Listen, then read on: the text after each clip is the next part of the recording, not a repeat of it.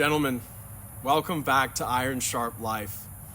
Today we're going to dive deep into a chapter that challenges us in the way we live, the way we lead, and ultimately the way we reflect the strength and wisdom of our Creator.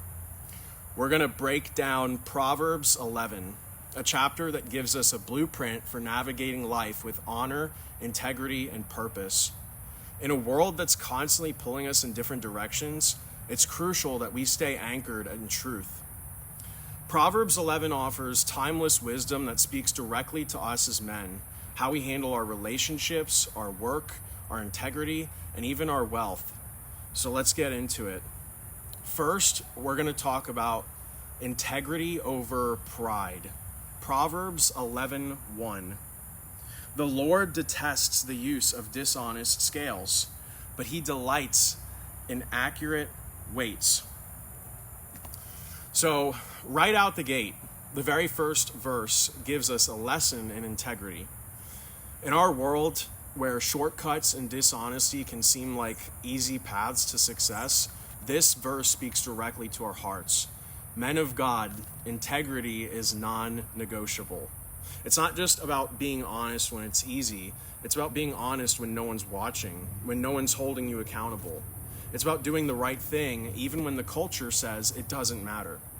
Whether in business, relationships, or how you carry yourself in the world, God delights when we act with integrity. It's how we stand out. The weight of your word is everything. Now we're going to talk about humility over vanity. Proverbs 11:2. Pride leads to disgrace, but with humility comes wisdom. Pride is a silent killer. It creeps in slowly, often disguised as confidence or strength, but what it brings with it is disgrace. Humility isn't weakness, it's strength under control. As men, we're called to be strong, but strength isn't defined by how loud we speak or how much we boast. It's found in how we listen, how we serve, and how we remain teachable. True wisdom comes when we humble ourselves before God, recognizing that we're not in control of everything. Pride will isolate you and will lead to failure, but humility will bring you wisdom and understanding. Now let's talk about the reward of righteousness. Proverbs 11:4 says, riches won't help on the day of judgment, but right living can save you from death. Listen up.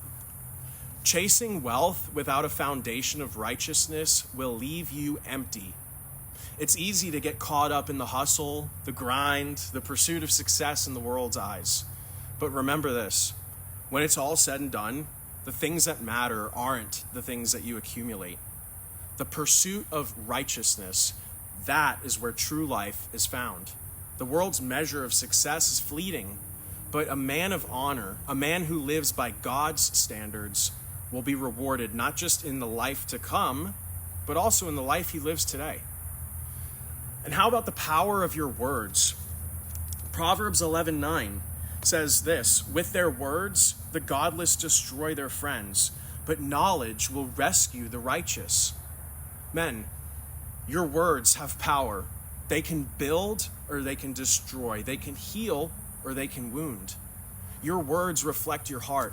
The truth is, we live in a culture where people's words are often used as weapons, but we are called to a different standard. As Christian men, we are called to speak life, to encourage, to build others up. The wise man uses his words to bring healing, to encourage his brothers, to speak truth. Let your words reflect the wisdom you've gained in Christ, and always remember the words you speak in private will eventually become the words you speak in public. Now, choosing the path of wisdom. Proverbs 11:14. Without wise leadership, a nation falls. There is safety in having many advisors. Men, leadership is about more than power. It's about wisdom. God has called us to lead in our homes, in our communities, in our workplaces, but what kind of leadership do we offer? Are we making decisions on our own, or are we seeking wisdom from those who have walked this path before us? Wisdom is a collective pursuit. It's about leaning into counsel, listening to those who have experience, and learning from their journey. A wise man surrounds himself with wise men. Generosity and the law of sowing and reaping. Proverbs 11:24 through 25. Give freely and become more wealthy. Be stingy and lose everything. The generous will prosper. Those who refresh others will themselves be refreshed. Men, the principle of generosity isn't just about money. It's about your time, your energy, and your heart. We've all heard it. You can't outgive God. But this isn't just a catchy phrase. It's a kingdom principle. When we choose to live generously, we align ourselves with God's nature. God is a giver. And when we model that in our lives, we become more like him. Whether it's helping a friend, investing in your family, or giving to those in need, the more you give, the more you receive, because it's not just about material wealth, it's about a wealth of purpose, peace, and fulfillment that comes from reflecting Christ. Now let's talk about walking in wisdom and peace. Proverbs 11:19 says this, godly people find life, evil people find death. Brothers, there is no middle ground. Choosing to walk in wisdom, choosing to live by God's commands leads to life full of purpose, peace, and strength.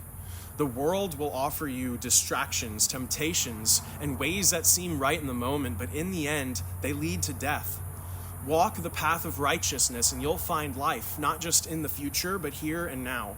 It's a peace that doesn't come from the world, but from the presence of God in your life.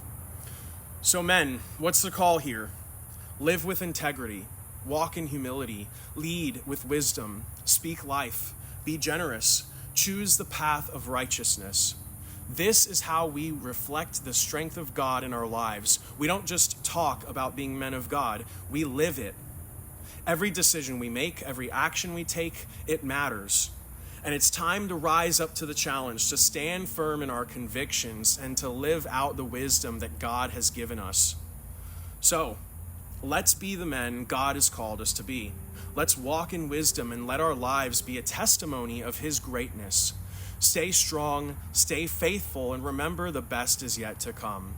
Stay sharp, and God bless. If this message resonated with you, don't forget to like, subscribe, and share it with a brother who needs this word. Let's build each other up in the truth. See you next time.